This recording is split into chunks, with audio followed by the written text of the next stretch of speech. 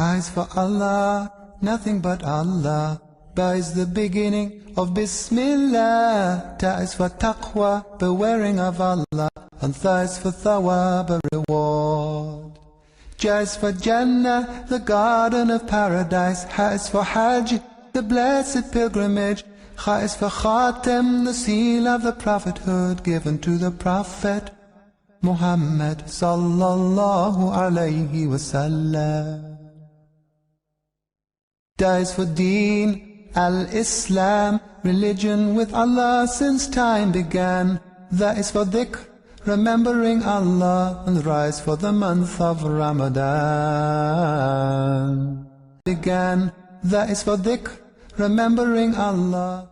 Alhamdulillah Rabbil Alameen. Alhamdulillah Rabbil Alameen. As always, it's another package of the most informative and responsive television program on zakat-related matters, Paths to Paradise. We are always glad to know that you are always with us on this journey to make the world a better place for those in their need and the less privileged in the society.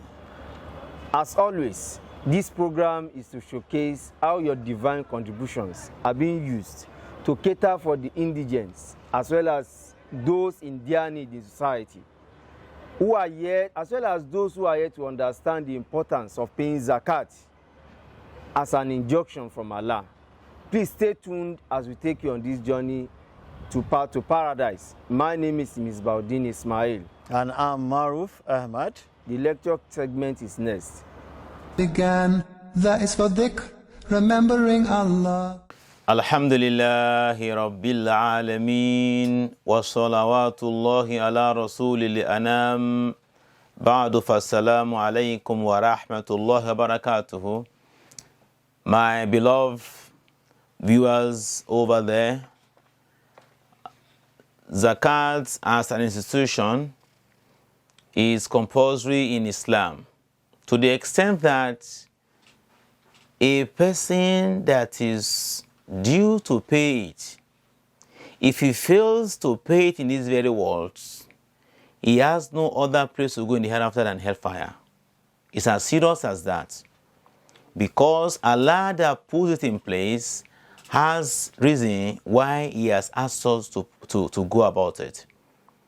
Therefore, we are looking at the orphans as well as all the vulnerable children and how we should be concerned about them.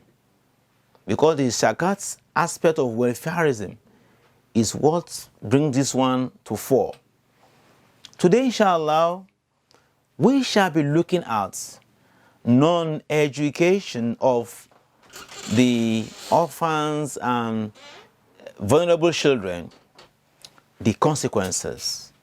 If you now fail to provide them education, which is their own liberation, which is their own safety valve, that can make them to be actually, strong, focused, be real human, then the consequence may not be so easy. This is what we are looking at today. That when we fail to actually give them education, what should we expect? You see, we want to talk about the spiritual angle. We are training your own children to become doctors, to become engineers, to become this, to become that. What of other children who you enjoy sending on errands? You want them to always be there for you, washing your cars, cleaning your gardens, weeding your gardens, run errands for you. Yes. Life is such that Allah says in the Quran that وَرَفَعْنَا فَوْقَكُمْ فَوْقَ بَعْضِ الدَّرَجَاتِ. Yes. It's true, some were raised to be above others. So others can employ others. But not to exploit. You employ not to exploit. It's exploitation when you know you have the means to help such and no help. So it has consequences. When we look away, it has consequences. When you don't help, it has consequences. When you focus on our children in education alone, as for the homeless, as for those who feel are vulnerable, we don't have to for them, it has consequences.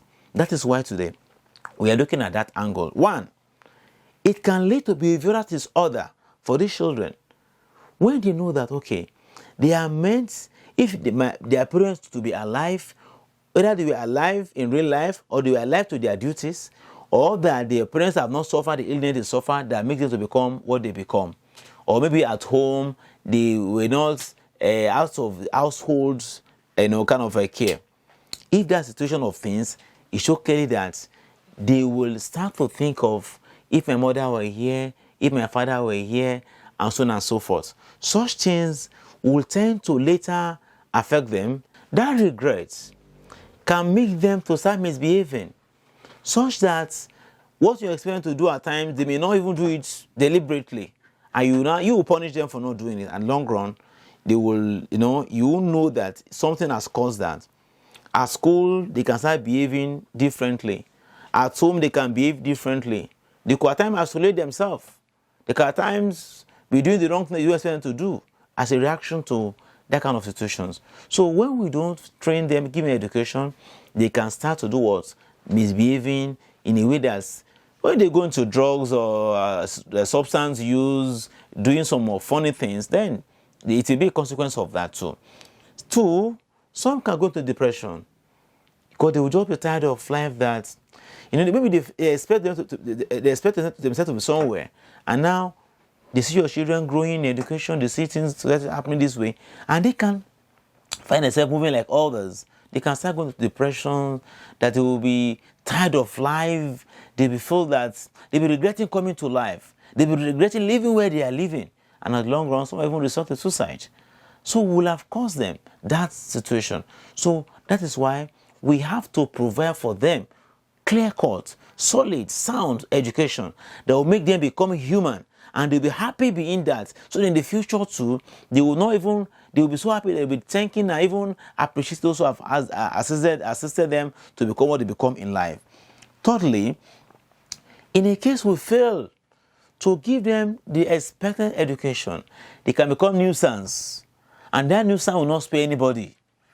They can become thieves, they can become rogues, they can even become armed robbers later in life. They can become prostitutes. And that, of course, who benefits from that? Who benefits from that? And in a case, at times, they can gang up and deal with the person who they felt was one that who's caused them woe. So because the way we have handled them. So that one is a consequence of not giving them proper education. Not just be happy that they are in the street, they are running up and down, hawking and selling one thing or the other. Then our failure to give them education can make us lose great brains, because this brain allows a way of giving everybody what it thinks it needs to help humanity. Here are some people now who are disadvantaged. We have the chance to assist them. We fail. Whereas if we had assisted them, they might probably have been the genius for that generation. We invest on our own children, we could have invested little on them, we still fail, then we are going to lose that brain. And your children you have invested on may even end up to become something else that may never help society. So it's just that there's a loss there. So we should see to that when we fail to educate those vulnerable children, we are losing brains. And we fail to equally care for them or rehabilitate them, society will equally pay the price also. Then, if we fail to equally educate them, they may end up being abused. There are abuses, both sides, whereby a child who was not given education may start to become, in a way, some people will lure them and they feel that there is something again there. And for example, if it's a female, for example, the man lures her, give her like maybe some thousands, she may feel that, and at home where she is, she's suffering to eat, she's suffering to even feed herself. So when I give her 5,000, 10,000 somewhere, she can just even buy a whole chicken and eat herself. Then you can imagine that kind of life she will start to live. And that man has only, taken advantage of her. And that will, it's an abuse in the part of the girl. Secondly, it could be an abuse from inside the house. When they don't have proper education, from inside the house, they may not be able to even defend their rights or fight for some things. And at long run, there could be a kind of abuse from inside the house. And long run, they will not be where they should be. If they are equally sent to the streets, hawking here and there, they could equally be abused. Instead of being in the school, they are in the streets. All this could be consequence of their not being educated also. Then some could be wayward in life. And of course, They could even want to kill themselves or commit suicide, or even kill those who feel they are their apparent enemies. So that's one we have to be careful. That don't think because we are smart we neglect them. When we neglect them, they can cause our death, because they may feel that society doesn't like them and they want to react, and at the long run anything can happen. That's what you have to notice. Some can become drug addicts or even criminals, because they will just go to circles or gangs that they want to just be doing what they are doing there, just to to get over their worries, their minds, that is embittered already. So when we don't train them, they may go into the streets. But when we train them, we rescue them from the streets. We take them to the classroom. We take them to the mosque. Take them to where they can know their God and they walk in the right path. That's one thing we have to notice. Then there's one angle to it. When we fail to educate them, calamity could befall the nation. Calamity by way of at least people who are not helping others. The calamity can be that because God will not be happy with such a society, that you can help, you don't help. So God is the owner of the rains, the owner of the everything. Can withhold it because there is no mercy. The Prophet says that لا يرحم ولا يرحم. يرحم في الأرض يرحمكم في السماء. يرحم من في الأرض يرحمكم في السماء. The Prophet said that الرحيمون يرحمهم الله. This are the hadith of the Prophet. One says that الرحيمون يرحمهم الله. Those that show mercy, Allah will show them mercy. يرحم في الأرض, show mercy unto those on the earth, for Allah to show mercy on you. So now it means by the other way, if you don't show mercy, you will not be shown mercy. So that is a consequence that if Allah doesn't show us mercy, maybe the rain will not fall well again, or we don't fall at all, or we plant things, we will not bring the proper crops, or we even make money, we won't see the blessing in the money. All these things are consequences that you will not note so easily, but they can happen in society like that. And of course also, then we need to do what? To help these children, they need for right thinking.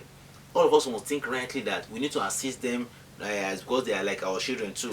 And then you put yourself in their shoe. If you're to my child, how will I be? Imagine a time that your children are the one running in the street, they are homeless or shoeless or whatever they want to call it. So, my dear viewers, we need to know that our failure to educate all these orphans, all these homeless, all these vulnerable children has consequence on us too. Not just about them. They are just few. We are more than them. So when we fail, one of them can cause 10 or 20 of us what we don't expect. And that's why as Muslims, we must see all these things as righteousness and part of those program or project that will assist these children.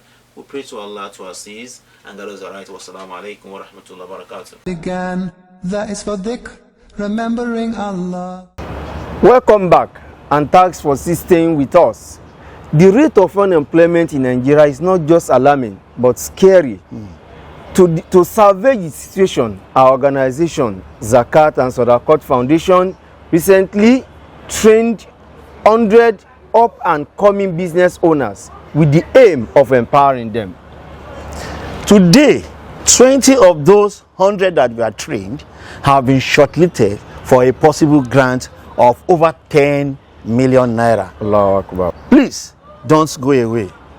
Began, that is for dhikr, remembering Allah. Zakat and Sadaqah Foundation Sixth Business Plan Competition for its entrepreneurship development project began with 400 applicants, shortlisted to 100 participants from all over the country. These participants were trained under the first stage tagged Entrepreneurship Development Training. After the training, the participants were satisfied with the knowledge acquired, while those interested in funding of their businesses proceeded to the next stage. I was trained and certified by UNICEF.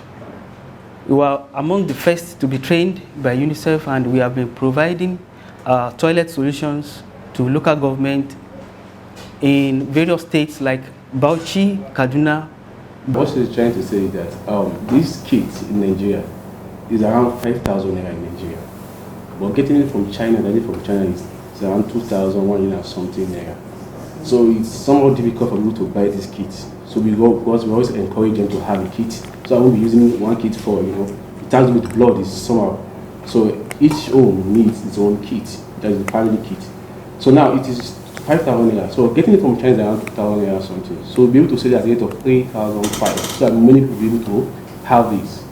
So that's our own market plan. So that we'll sell in the large scale, so we'll put it to, in fact, if probably Burkina Faso gas connection there, Mali and all that, so we'll be able to buy at a cheaper rate.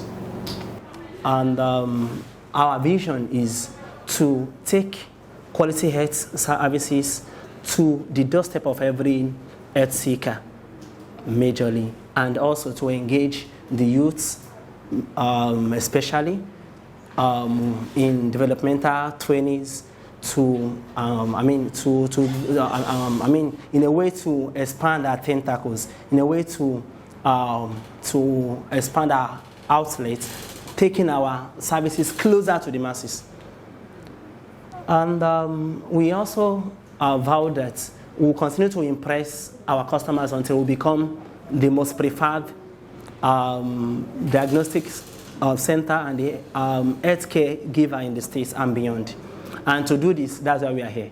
The different stages of screening conducted by seasoned panel of experts from related fields were rigorous, and after a keen contest among participants, 10 emerged winners in different categories, while 10 participants emerged runners-up from both the idea track and growth track of the competition. In absentia, to welcome you finally of the 6th edition of our business plan competition, specially meant for the prize giving ceremony and certificate presentations to the deserving winners of the Zakat and Sadaqah Foundation's entrepreneurship development projects.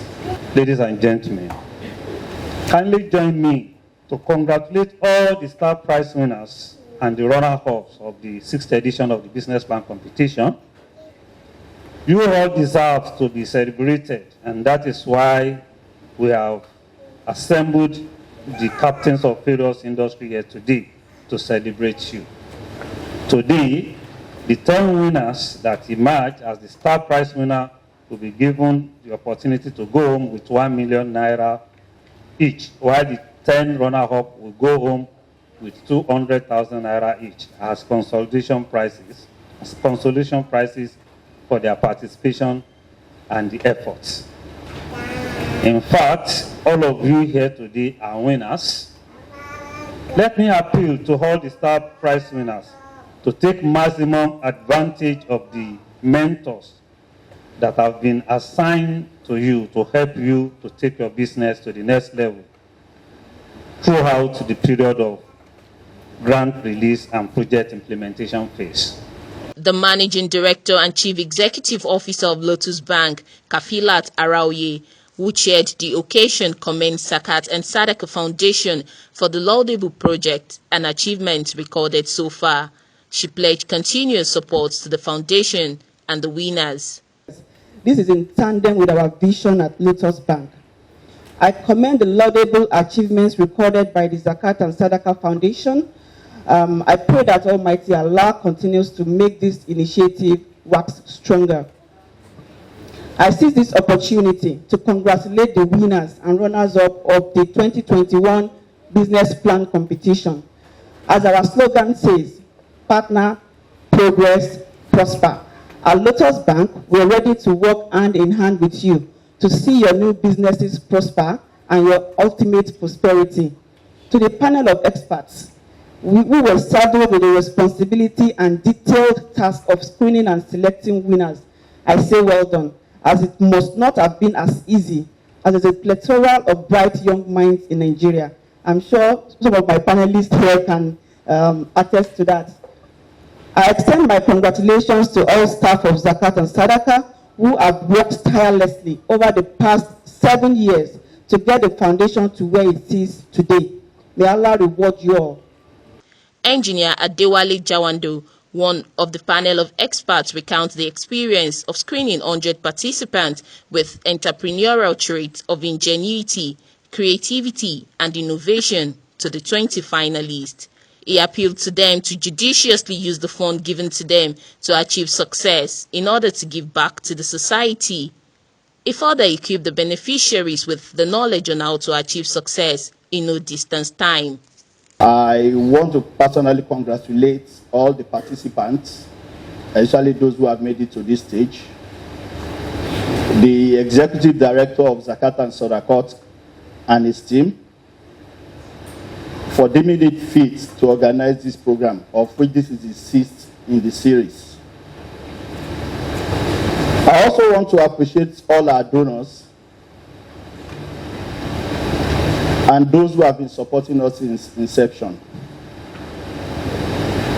My short address will be to the winners of this year's competition, which is the 6th edition of the Business Plan Competition 2021.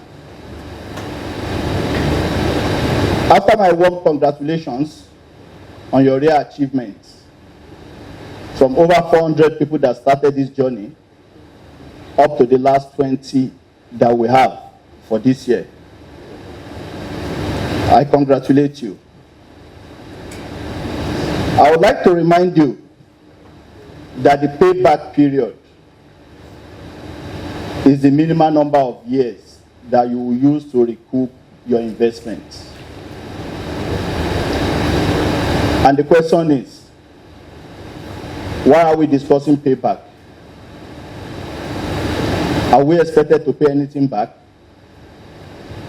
Because this is a competition that we have been told that we are going to be giving some grants. My answer to that is yes, we are paying back. And what are we paying back? Firstly, we are paying back by creating massive wealth from the seed fund that we are being given. We are paying back to the society by using this fund to create opportunities for brothers and sisters that will be looking for work, so that we'll be able to employ them. We are paying back by giving, in a few years to come, by paying our own zakat due, the 2.5% which Allah has enjoined on all of us. And where we are not able to pay that yet, we'll also be involved in doing charity to zakat and sadaqat and similar organizations who are championing this kind of cause. It was a fulfilling moment for the finalists as they step out to receive their certificates and checks. For giving me this opportunity to witness this, and to everybody that is working out there, there is a chance for you to know that one day, even if people are not seeing your hard work, it will surely meet an opportunity, and that is what we call luck. It is your preparedness meeting the opportunity. I want to thank Almighty Allah to make me one of the winners of this program. And then also, I want to thank Said and Ness to organize this prestigious program. I want to say Jazakumullah khairan. Alhamdulillah Rabbil Alameen for giving us this opportunity to be here today. I thank Zakat and Sadaqat Foundation, Lotus Bank, and all those working to make this a reality. That Allah subhanahu wa ta'ala bless you all richly. I thank Almighty Allah for giving me the opportunity today to be among the star prize winner. And I thank the Zakat and Sadaqat Foundation for seeing me as someone that is worthy to have this opportunity, because I didn't believe I can get to this stage. I just gave it a try. And with the support of Almighty Allah and the right people, I think I'm here today. And then I will forgot on the very day that I presented my product, to the woman that supported me and bought my product. She bought almost everything. That really gave me, like, I can't just forget that day. And it has given me the zeal to do more. And she encouraged me that very day. I say thank you to you, ma. I give thanks to Almighty Allah, and I also thank the Zakat and Sadaqat Foundation. I have to thank Almighty Allah again. All this is just based on persistence. You know, we have a lot. As a farmer, I'm a producer, going far to north. So I also thank one of my mentors here. She's not here, Mrs. Otubu in Ijabode. I told her during the COVID, the schedule and all. So she said, well, you can put in for Zakat. So when you have your own machine here, then we'll be able to do more. So I also thank her in Okay, at Lotus, we pride ourselves that in fact, in line with our slogan, partner, progress, prosper. We pride ourselves that we partner with our customers, we progress with them as they go on, and then when they prosper, we are there with them. It's a win-win situation. MSME is at our core. You know, one of our motivations and one of our aim of setting this up is to assist the MSME sector. We all know that sector has not really enjoyed much for one or two reasons. One, it's not really a financially included sector. There are so many people that are into this space. They don't keep records. They don't even have bank accounts. So we are here to advocate to ensure that we encourage people in this sector to be financially included in account opening, in accessing financing that they need to take their business to the next step. And so when we heard of what the NS is doing, we can't but be involved in it. We can't but be involved in it. And that's why you would say that beyond what we're required to do, we are volunteering to also act as a mentor for all these people involved, to all the winners here today, because we know that apart from the money we're giving them, we need to stay in touch with them to ensure that whatever advice they need to keep their business growing, they get it. As a bank, Sterling Bank Alternative Finance, which is the SAF, and an arm of Sterling Bank that deals in the non-interest bank, the Islamic banking aspect. We believe in empowering people, especially the small, medium and enterprise. We believe in contributing into the real sector of the economy, and hence our partnership with Zakat and Sadaqah Foundation to empower entrepreneurs in Nigeria. For the awardees and the beneficiaries, my advice for them is that they should make use. They have the opportunity. They already have a business line, and they should be dedicated to what they believe in. They should not relent. They should give more. And with the token that they were giving today, they should not see it as a grant or as a gift. They should rather see it as an investment. When you see it as an investment, you know that this is supposed to be turned around to make life easier and better for not only themselves, but their immediate society and community. As Zakat and Sadaqah Foundation is unrelenting in exploring every avenue in line with Islamic injunctions in a bid to eradicate poverty through its empowerment and poverty alleviation programs funded solely with the Zakat and Sadaqah received. They appeal to those who are capable of paying Zakat to do so in order for the foundation to continuously implement programs geared towards poverty alleviation in the society. That is for dhikr, remembering Allah. Thanks for joining us for this week's episode of the most authoritative, informative television program on Zakat-related matters. Always remember that at Zakat and Sadaqah Foundation, we do not show prejudice, nor religious or ethnicity to our beneficiaries. And as we wrap up today's episode, please note that your donations will go a long way to give hope to people and put smiles on the faces of so many indigent families who are out there in their need. Please donate as little as you can to Zakat and Sadaqah Foundation. Also visit our website and follow us on our various social media platforms for more information on what we do and our services. And we say, Masala. That is for dhikr, remembering Allah.